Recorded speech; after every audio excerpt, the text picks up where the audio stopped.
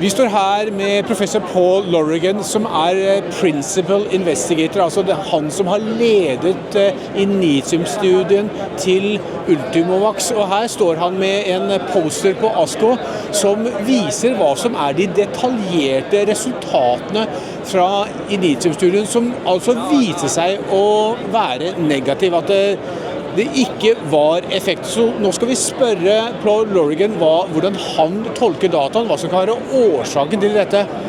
Paul Lorigan, thank you for being with us. We are now standing with the poster with the study. So, unfortunately, the INITIUM study was negative. Can you walk us through the baseline of the study and the results and tell us why you think the study was negative? Sure. So thank you for the chance to talk about this. You can see it's a very busy room, very noisy. It's a lot of interest here. Yeah. So the study is it's a peptide vaccine based against telomerase, which is widely expressed in melanoma and in other cancers. And the study was based on an initial study of immunotherapy, single-agent immunotherapy with pembrolizumab plus or minus plus the vaccine, and it showed a strong signal. And so the question was how to take that forward. Now, the real clinical need in advanced melanoma is for patients is to improve on the sort of gold standard, which is a combination of ipilumumab plus nivolumab. And so that was the rationale for doing this study. So this study is a randomized phase 2 study of ipilumumab plus nivolumab plus or minus the UV1 vaccine. The study recruited very quickly, which showed the interest in it. It recruited on time, which is unusual for many studies. And the top-line results showed that the vaccine, with short follow-up, didn't show an obvious benefit.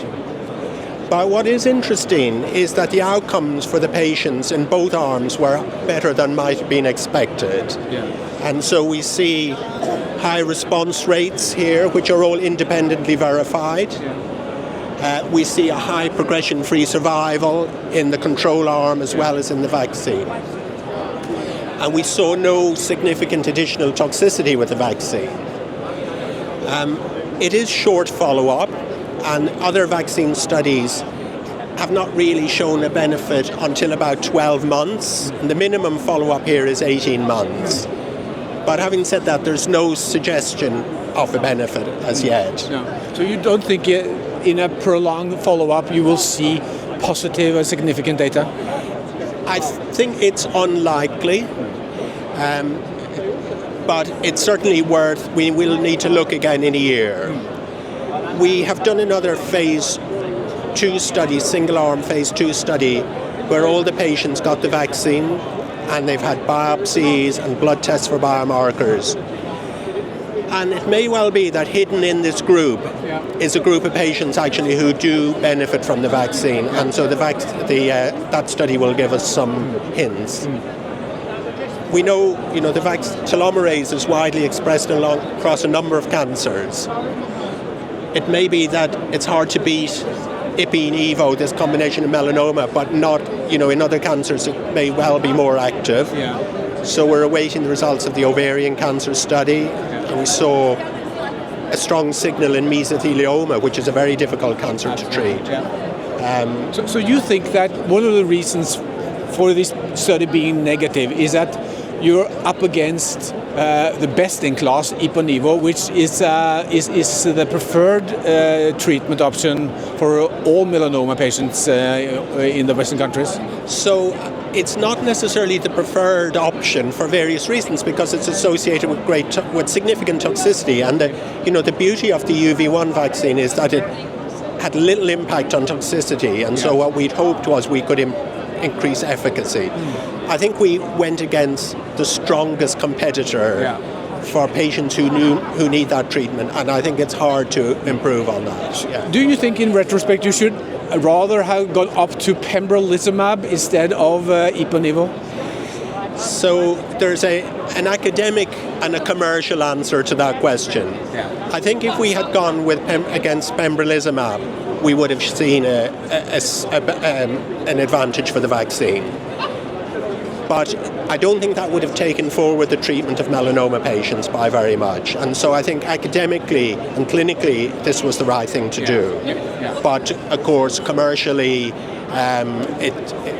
it's not the answer we would have liked for Ultimovacs. Exactly. So it is, of course, hard to be better than Beatles. That's what we really see. Yeah. Yes, that's it exactly. Exactly. Yeah, yeah. So when we look at this diagram, we look at the original checkmate study. We will typically have seen a more dramatic fall in progression. Yes, absolutely. So now this is an estimated value based because we've got a short follow-up. But the median progression-free survival in the checkmate 067 study was 12 months. And this is a lot longer than that. And you can see there's some plateauing of the curve. The response rates here, independently verified, are higher than in the checkmate 067 study, which was in the order of about 54% independently verified. So yes, these patients in both arms did better than we might have expected. So at least the patient can be very confident that using Ipi/Nivo is a very, very strong and potent drug. Yes, and absolutely. The challenge is that not everybody needs it. That not everybody can use it also because of it's quite toxic. As that's you said. Correct. Yeah. And so it's about identifying. There is a group of patients who do need Ipi/Nivo. Over 50% of those will get significant toxicity, will end up in hospital because of toxicity. What we wanted to try and do was improve the outcomes for those patients by adding in a non-toxic vaccine, and we didn't cause increased toxicity, but unfortunately we didn't improve the outcomes. Professor Paul Lorigan, I would like to have your thoughts about the studies which are going to be read out later this year or early next year. It's a head and neck study and also ovarian study. What's your thoughts about UV1 in these studies? Do you think it has a chance? Yes, I do, because I think that that up here we were up in retrospect. We took on the best challenger, as it were. I think in ovarian cancer, second line ovarian cancer, there's significant room for improvement. And for head and neck cancer, which isn't my area of expertise, there's also significant room for improvement there. So, fingers crossed for that. I don't think you can draw any conclusions from this study for those studies, absolutely. This is how biotech is. You have to go up against the best, and you also need to have a lot of studies. So there's still a way to go, and as you said, finger crossed for UV1. Yeah. I mean, I think that big pharma can choose to go against. They will have a strategy for maybe not going against the strongest, but for finding a market in between. But when you have just got one option, as it were, one chance, then I think you need to go against the best, and that's what they did. And we will see over time whether a survival benefit accrues. Professor Paul Lorigan, thank you for being with us in this very busy part of ASCO. It's been a lot of people visiting your poster. It's been very busy. People are interested to know why the patients did so well, why we haven't seen a signal. Lots of good ideas, and for us to go back and think about, actually, and to understand more from these data, and from, very grateful to the patients for being involved, very grateful to all the investigators. As I said, the study accrued very quickly, and what we need to do is learn as much as possible from this and hopefully translate that into benefits for patients going forward.